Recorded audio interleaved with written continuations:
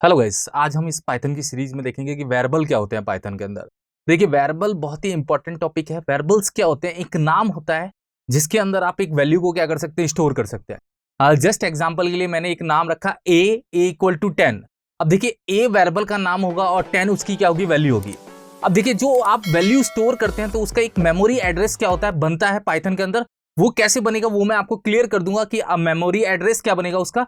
और एक चीज और क्लियर कर देता हूं जस्ट एग्जाम्पल के लिए, कि जैसे मैंने एक वेरिएबल का नाम रखा a इक्वल टू 10, तो पाइथन में वैल्यू का मेमोरी एड्रेस बनता है। और अगर आप दूसरी लैंग्वेज बात करेंगे सी और जावा, वहां पे वेरिएबल के नाम का मेमोरी एड्रेस बनता है, यहां पे वैल्यू का बनेगा। अब देखिए, वैल्यू का मेमोरी एड्रेस बनने का मतलब क्या हुआ कि जस्ट एग्जाम्पल के लिए आपने a के अंदर आपने ले लिया 10 और एक और वेरिएबल लिया b के अंदर ले लिया आपने फिर से 10। दोनों वेरिएबल का नाम अलग है मगर वैल्यू क्या है, सेम है।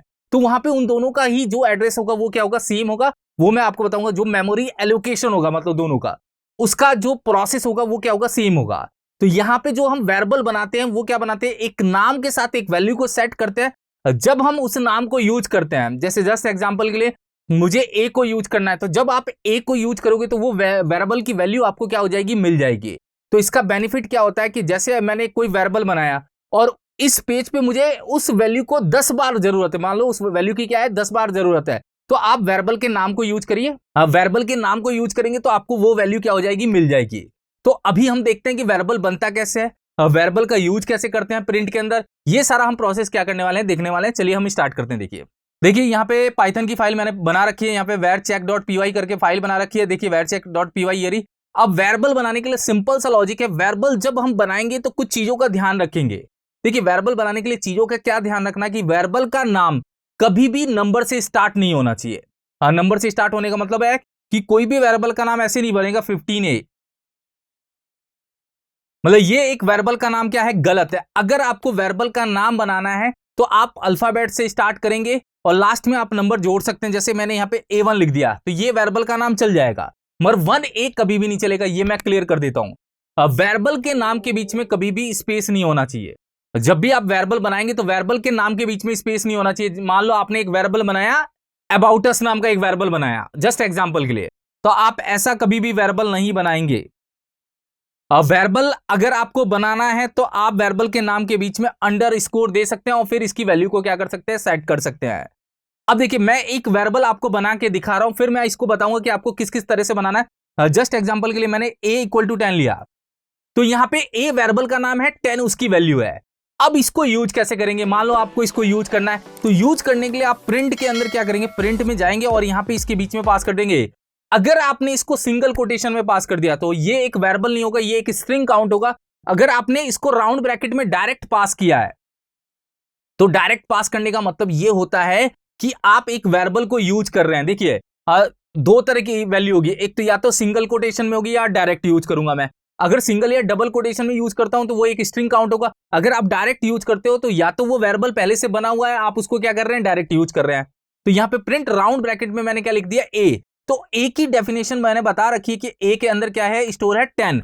अगर मैं अभी रन कराऊंगा इस फाइल को तो आपके सामने 10 क्या हो जाएगा, प्रिंट हो जाएगा। तो ए नाम का हमने वेरिएबल लिया और उसकी वैल्यू क्या सेट कर दी, 10। देखिए मैं रन करके बता देता हूं, यहां से कर लीजिए या आप यहां से भी कर सकते हैं। देखिए ऊपर की साइड बना हुआ है, मगर मैं यहां से क्या करता हूं, रन कर देता हूं एक बार।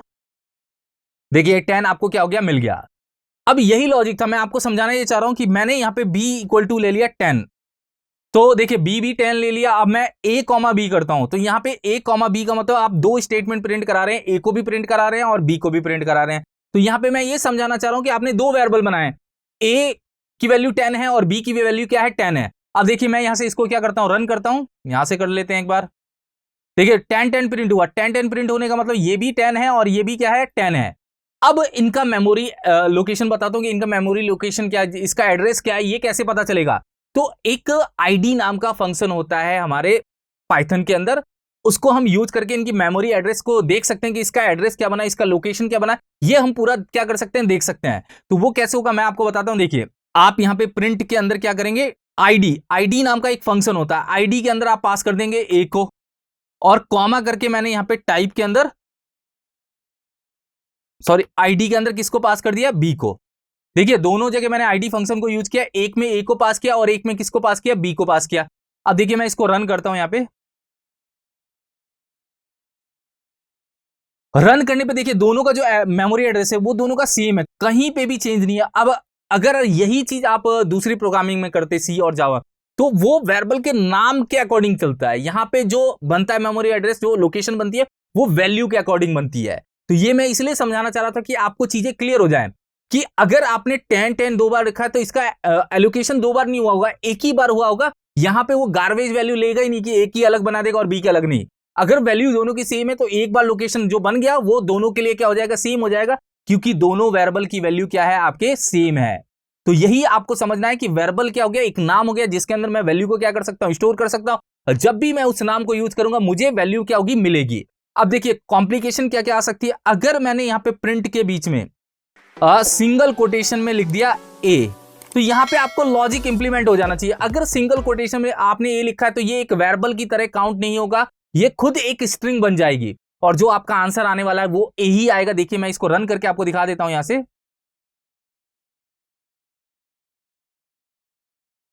देखिए रन किया तो यहां पे अपने को क्या मिल गया, ए मिल गया। ए क्यों मिल गया कि आप ये सोच रहे हैं कि ये ए ये है, नहीं, आपने अगर इसको सिंगल कोटेशन में लिख दिया तो ये इसको काउंट नहीं कर रहा है, ये खुद ही एक स्ट्रिंग बन के आपके सामने क्या हो रहा है, प्रिंट हो रहा है।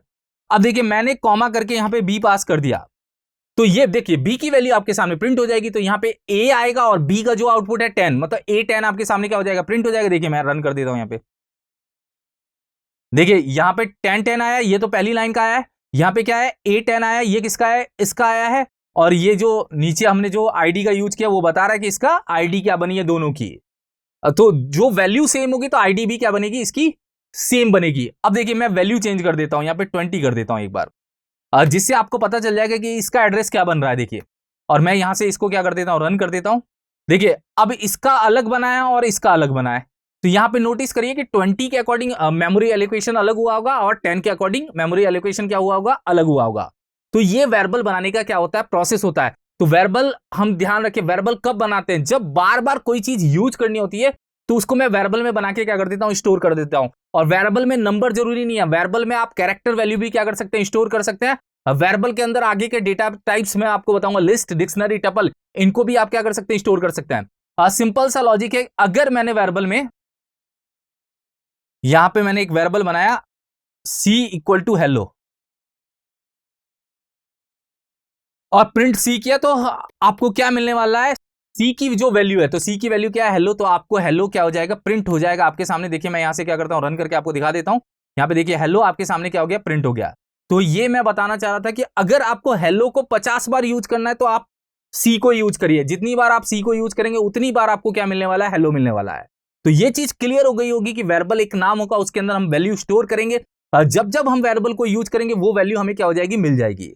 अब मैं वो लॉजिक बताता हूं कि वेरिएबल के नाम बनाते समय आपको किन किन चीजों का ध्यान रखना है, कि क्या क्या इनवैलिड हो सकते हैं। अगर आपने वेरिएबल का नाम बनाया, जैसे जस्ट एग्जांपल के 1a इक्वल टू मैंने यहां पे लिखा 20, तो ये एक रॉन्ग वेरिएबल बना है। देखिए यहां पे रेड कलर भी बता रहा है, ये सजेशन दे रहा है आपको पहचान। अब आप देखिए मैं यहां पे इसको रन ही कर देता हूं। देखिए और रन करने पे देखिए यहां पे इनवैलिड सिंटैक्स बता रहा है। अगर आपको वेरिएबल बनाना ही है तो a1 बन सकता है, 1a नहीं बन सकता। मतलब वेरिएबल के नाम के शुरुआत में कभी भी नंबर नहीं आ सकता। तो इसको आप रन करेंगे, एरर आपकी क्या हो जाएगी, सॉल्व हो जाएगी। और आप प्रिंट a1 करेंगे तो आपके पास क्या मिल जाएगा, 20 मिल जाएगा। ये चीज क्लियर हो गई होगी।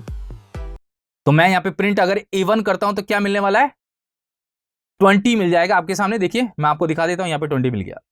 अब आते हैं, अब आप अगर कभी स्पेस, जैसे मैंने ए बी इक्वल टू लिखा 35, तो ये भी एक क्या है, गलत है वेरिएबल, क्योंकि वेरिएबल के नाम के बीच में कभी स्पेस नहीं आ सकता। मान लो आपने यहां पे वेरिएबल बनाया ए बी, तो ए बी या तो आप ऐसे बनाइए या आप इसके आगे अंडरस्कोर, इसके अंदर अंडरस्कोर लगा दीजिए और फिर प्रिंट कराइए आप ए अंडरस्कोर बी।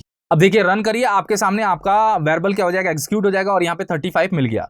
अगर मैंने यहां पे इसको सिंगल कोटेशन में लिख दिया तो क्या आएगा, सिंगल कोटेशन में ए अंडरस्कोर बी लिखने का मतलब जैसी है वैसी ही वैल्यू आपके पास क्या हो जाएगी, रिटर्न हो जाएगी। मतलब ये एक वेरिएबल की तरह काम नहीं करेगा, ये एक स्ट्रिंग की तरह काम करेगा और आपको ए अंडरस्कोर बी आउटपुट में दे देगा। ए अंडरस्कोर बी आपको क्या कर देगा, आउटपुट में रिटर्न कर देगा। देखिए आ गया। अब आते हैं कि और क्या हो सकता है प्रोसेस। देखिए पहला तो नंबर नहीं होना चाहिए, फिर स्पेस नहीं होना चाहिए, फिर शुरू में कोई भी आप स्पेशल कैरेक्टर यूज नहीं करेंगे। जस्ट एग्जांपल के लिए मान लो आपने @a बनाया इक्वल टू 20, देखिए ये अभी भी क्या कर रहा है, अपने को एरर बना रहा है। तो आप शुरू में कोई भी स्पेशल कैरेक्टर यूज नहीं करेंगे अंडरस्कोर के अलावा। आप अंडरस्कोर यूज कर सकते हैं। तो मैं यहाँ पे प्रिंट अंडरस्कोर ए करता हूं तो आपको आंसर क्या हो जाएगा, मिल जाएगा। देखिए अंडरस्कोर ए, और मैं यहां से क्या कर देता हूं, रन कर देता हूं, आपके सामने 20 क्या हो जाएगा, प्रिंट हो जाएगा। तो अंडरस्कोर के अलावा और कोई भी आप सिंबल का यूज नहीं करेंगे वेरिएबल को बनाने के लिए शुरुआत में। इन चीजों का आपको क्या करना है, ध्यान रखना है। मोस्टली जो वेरिएबल के नाम होते हैं वो अल्फाबेट से ही स्टार्ट होते हैं। आप बाद में नंबर का यूज कर सकते हैं अपने अकॉर्डिंग, और वेरिएबल हमेशा जो बनेंगे वो अल्फाबेट्स के हिसाब से बनते हैं। आप स्मॉल और कैपिटल कर सकते हैं, कोई प्रॉब्लम नहीं है। वेरिएबल को मतलब आप स्मॉल लेटर या कैपिटल लेटर यूज कर सकते हैं वेरिएबल बनाते समय। इन सब चीजों का क्या करना है, आपको ध्यान रखना है। तो अभी हमने देखा कि वेरिएबल्स क्या होते हैं, वेरिएबल में हम वैल्यू कैसे स्टोर करते हैं, वेरिएबल को जब हम यूज करते हैं तो यूज करने का प्रोसेस क्या होता है, और उसकी मेमोरी को कैसे चेक करते हैं आईडी फंक्शन की हेल्प से। आईडी एक प्री डिफाइंड फंक्शन है पाइथन का, उसका यूज करके हम क्या करते हैं, मेमोरी को चेक करते हैं। Thank you so much guys.